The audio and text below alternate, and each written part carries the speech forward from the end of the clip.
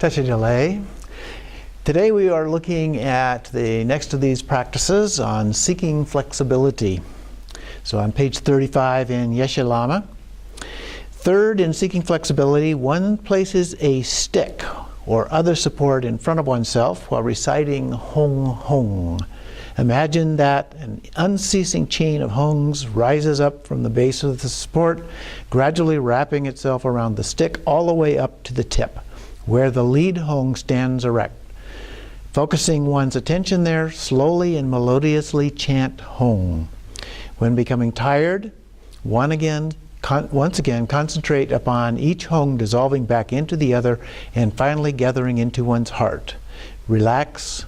By repeatedly practicing in this way, all outer and inner concepts become the path, and the qualities of a flexible, exuberant mind are evidenced along with the ability to control and transform any visualization.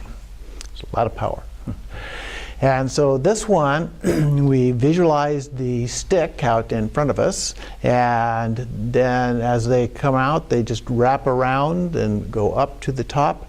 And once they reach the top, you visualize one hong up on the top of that, and then you just continue chanting a melodious hong over and over again until you become tired, and then they reverse direction and come back down. And in this case, it says they dissolve into each other, but it's like a chain, but back down again and then into your heart or into your mouth, as the case may be. And so that is the process that we use for this particular one. Now, looking at the Great Perfection text, this starts a new chapter, and so it includes some other material that lead up into the actual practice here.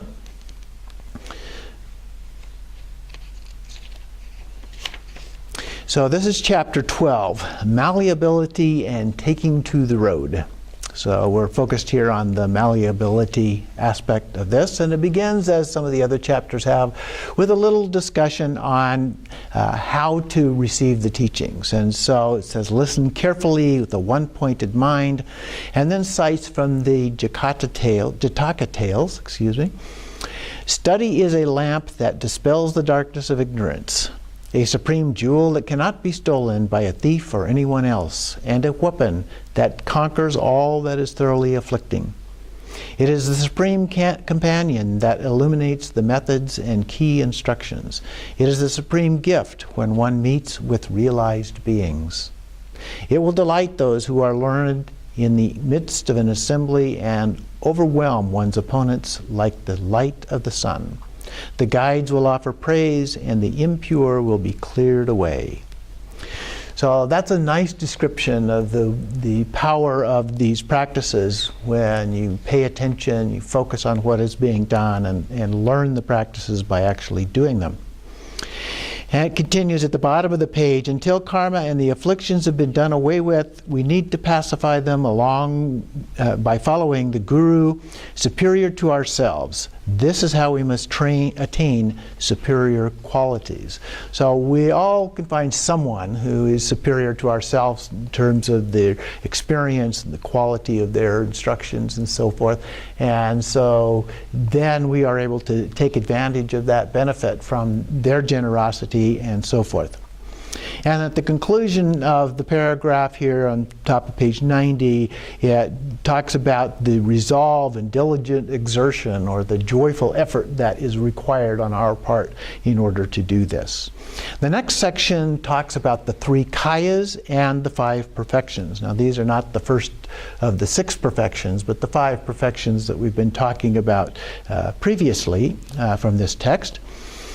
And it begins talking about the primordial ground preceding all distinctions between samsara and nirvana. So it does not fall to any extreme. It is pure by its nature. It's like a wide open space. It is present as the empty essence, clear nature, and unimpeded radiance of compassion. So there are 4 types of energy.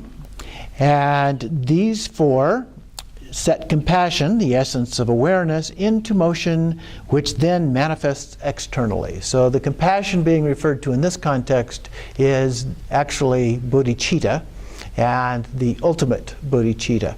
But sometimes those words are used in slightly different ways, as it is here. And then due to the compassion, the knowledge that allows one to differentiate objects manifests as the capacity to analyze. All this is understood to be self-manifest.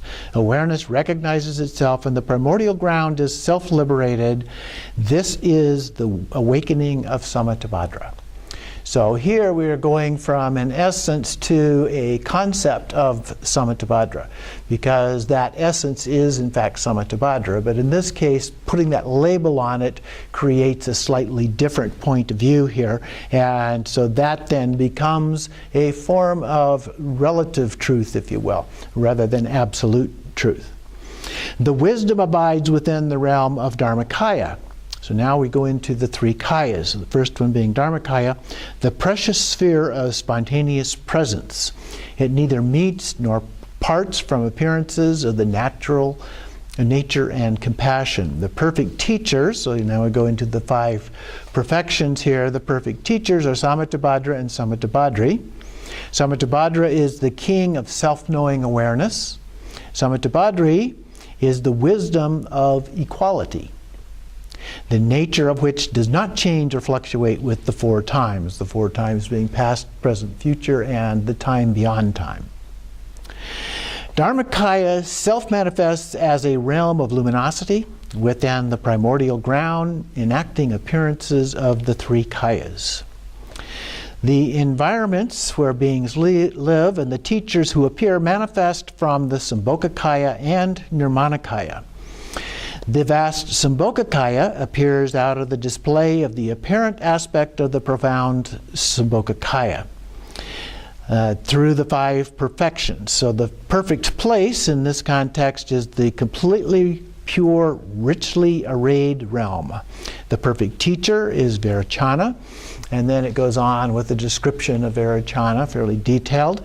And then in the same manner, Akshobhya in the east, Ratnasambhava in the south, Amitabha in the west, and Amoghasiddhi in the north. These vary a little bit depending on the source in terms of the five Buddhas and the five Buddha families. So sometimes Vajrasattva is included in place of Vairocana and so forth, and colors may change a little bit as a part of that. The entire extent of space is completely pervaded by the realms of sentient beings. The Tathagatas in turn pervade these realms and are present as the teachers. The time span, the perfect time here related to this, is 1 eon, and it says that this remains until all sentient beings have been liberated from samsara. So at this level, that time is an infinite amount of time, if you will. And then it mentions the adornments of enlightened body, speech, and mind that emanate from various forms, including the forms of the Buddha. Sentient beings then are tamed by the three vehicles. When every sentient being has attained Buddhahood and is not a single one remains, the works of Samattabhadra will have reached their culmination. The teachings then are the great self-occurring letters. These would be the seed syllables of the various Buddhas. And they appear on their own. The perfect time is the immutability or unchangeability of reality itself. The perfect retinue are the Buddhas of the five families. So you have a very high level here of understanding what we're talking about. And then we have the Nirmanakaya form. So that was Sambhogakaya. Nirmanakaya form appears from Sambhogakaya. We have self-occurring wisdom directed outwards, in this case, in this description, from Vajrasattva, the master of all the peaceful and wrathful Buddhas, and self-manifests to tame beings. The perfect retinue is Vajrapani and other emanations that manifest to tame beings. The perfect time is the great natural and non-dual appearance. The perfect place is the richly arrayed realm of wisdom where the teacher teaches. So a little introduction there to how these are understood. And then it comes to the specific practice itself related to, in this case, described as malleability, which means malleability means that it can be shaped to like gold. If you pound gold, you can shape it and change the shape of it and so forth. So here, this is the description of the actual practice here. So place a long stick of your stick that you place in front of you, or some other suitable object as a support for visualization that follows. You get yourself in the appropriate posture and chant the syllable Hong with a beautiful melody in a long, drawn-out manner. And then we visualize an unbroken chain of Hongs issuing forth from the Hong at your heart center, and then starting at its base, imagine them gradually winding their way up the meditation support, coiling around it like thread on a spool. Once they arrive at the top, fix your mind there and relax for a moment. This will elicit a vivid state of mind. So this is a little bit different than the other one. The other one said to continue the melodious Hong when you get one to the top. This one says to just stop for a moment, relax in that state. Next, continue to recite Hong, but this time gradually unravel, retract the chain of Hong syllables. Gather them in and visualize them dissolving into the Hong in your heart, and then relax again. Alternately, you can visualize it coiling around other things. So it doesn't have to be a stick. You can visualize other kinds of things, but in the same manner, and then unraveling. It says here you could even do it with mountains. You can do it by visualizing a tall Hong. So if you can visualize the Hong syllable, you can visualize it actually curving around and up along the different parts of the Hong syllable. So any of those things works as far as, it's what works for you. So at the conclusion, leave your consciousness to itself, relax your mind for a moment, and then simply rest. Now this one also gives a sign of progress, and the sign of progress lists here is fixation towards the ordinary body, speech, and mind will naturally reverse course. So you don't have to make it happen, it just naturally does this, which will lead to a state that transcends concepts and words. So you just naturally rest in that natural state. And then the energies, mind and Hong, are merged together, and one is that allows one to then control awareness. Okay? So awareness is critical in our practice here. So we become much more effective at controlling our awareness, what we are aware of, and particularly recognizing the awareness itself. Okay? That's been the focus of all of these things, is recognizing the awareness, the ultimate nature, differentiating between samsara and nirvana. The nirvana part relates to the awareness. In Dzogchen, we refer to it as pure awareness, or rikpa.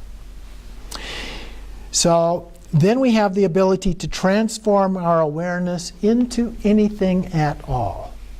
Okay, so it acts as that primordial base, which then allows us to make that kind of a transformation.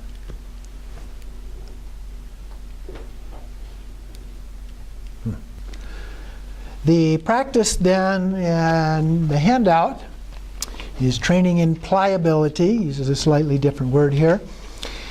While sitting, imagine a blue Hong at your heart. Light rays like a chain of blue Hongs come from your mouth in this case, rather than directly from your heart. So from your heart out through your mouth. And coil up and around a stick in front of you to the top. Then chant Hong slowly and melodiously as the chain draws back into your heart. Then relax. Then alternately visualize white, yellow, red, and green Hongs. So this gives another spin on this. So you can do first the blue Hongs that we're used to using, but then for variety, which can always be good, you can try a different color as a part of this. Do it again. This will dispel all obstacles of your channels and give you mastery over the vital energies and mind. And then the same transcendent wisdom. And the post-meditation, when you have completed the practice, individual or collective, maintain the sense of separation between appearances and the actual experience in your mind as you go about the day. Remind yourself as often as you can. So that too is very similar to the kind of thing that we've been doing. So we're primarily trying to habituate ourselves to doing this. So that becomes the way that we look at the world, becomes our worldview, if you will. One question, what do you have here?